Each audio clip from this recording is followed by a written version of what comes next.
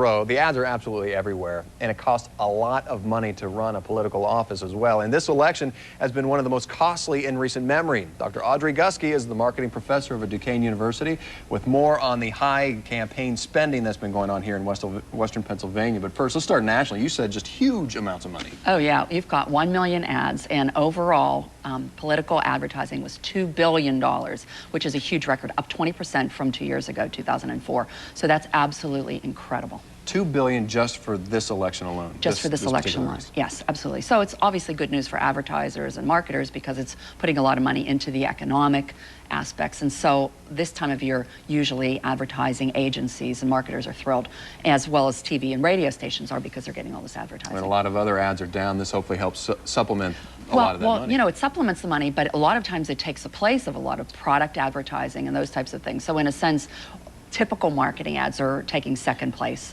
to the political Let's ads. turn locally. You said $2 billion.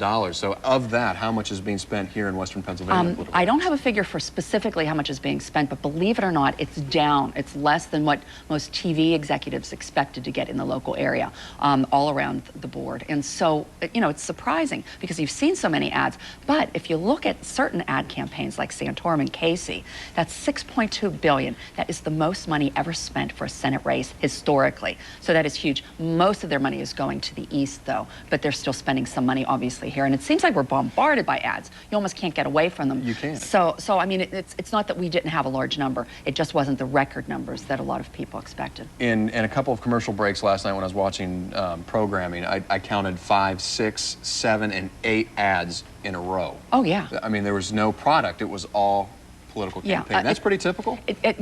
What's been happening has been peaking for about 6 weeks. So typically we started about 6 weeks ago with a few ads here and there thrown in. And as you said, over the weekend and last night, it was pretty much 80% of the ads we saw were political ads. You mentioned that the money being spent locally is down. Why do you figure?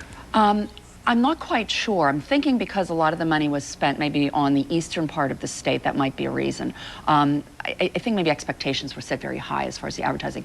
But if you want to really look at the ads and analyze them, the negative ads, I think, are something that's very interesting to talk about, because we've got 8 out of the 10 ads were the negative ads. So does it increase people's likelihood to vote?